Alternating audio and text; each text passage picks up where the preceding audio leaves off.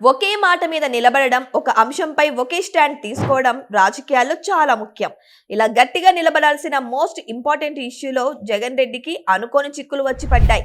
కేంద్రంలో అధికారంలో ఉన్న బీజేపీ అడిగినా అడగకపోయినా జగన్ ఫుల్ సపోర్ట్ మోడీ సర్కార్కే అని అందరికీ తెలుసు.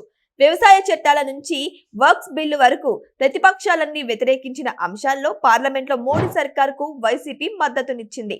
ఇక బీజేపీ పెద్దలు చెప్పారని రిలయన్స్ ప్రతినిధి పరిమల్ నత్వానీని ఏకంగా రాజ్యసభకు పంపించారు.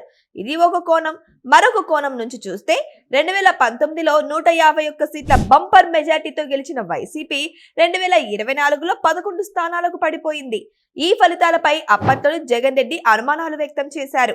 ఆధారాలు లేవని చెబుతూనే ఏదో జరిగింది, ఈవీఎంలతో ఏదో చేశారని సందేహాలు లేవనెత్తారు. కాంగ్రెస్ అగ్రనాయకుడు రాహుల్ గాంధీ ఎన్నికల సంఘం పనితీరుపై విమర్శలు చేసినప్పుడు, ఓట్ చోరీ పేరుతో దేశవ్యాప్తంగా యాత్రలు చేసినప్పుడు ఆయనకు సపోర్ట్ చేయలేదు. కానీ ఏపీ గురించి ఎందుకు మాట్లాడారని ప్రశ్నించారు. 5 రాష్ట్రాల ఎలక్షన్స్ కి ముందు కేంద్ర ఎన్నికల సంఘం ప్రధాన కమిషనర్ జ్ఞానేష్ కుమార్ ని తొలగించాలని పార్లమెంట్లో అభిశంసన తీర్మానం ప్రవేశపెట్టారు. ఇక కాంగ్రెస్ తో పాటు ప్రతిపక్షాలన్నీ ఈ తీర్మానానికి మద్దతునిస్తున్నాయి. వైఎస్ జగన్ కి ఎన్నికల నిర్వహణ మీద, ఈవీఎంల మీద నమ్మకం లేకపోతే ఈ తీర్మానానికి వైసీపీ ఎంపీలు మద్దతివ్వాలని కాంగ్రెస్ పార్టీ జాతీయ అధ్యక్షుడు మల్లికార్జున ఖర్గేతో పాటు ఏపీ పీసీసీ అధ్యక్షురాలు జగన్ సొంత చెల్లెలు షర్మిల డిమాండ్ చేస్తున్నారు. కాంగ్రెస్ తో పాటు ఆ పార్టీకి మద్దతిచ్చే పక్షాలన్నీ చేతులు కలిపిన అభిశంసన తీర్మానం ఆమోదం పొందడం జరిగే పనే కాదు.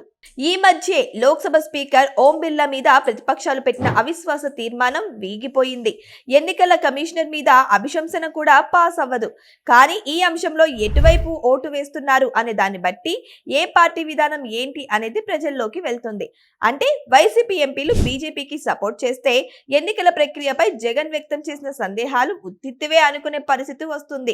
అలా కాకుండా కాంగ్రెస్ పార్టీ విధానానికి జై కొడితే డజను సిబిఐ, ఈడీ కేసులు, వివేక హత్య కేసు, కొత్తగా తెరపైకి వచ్చిన లిక్కర్ స్కామ్, కల్తీ నెయ్యి వంటి కేసుల్లో ఏం జరుగుతుందో అందరికీ తెలుసు.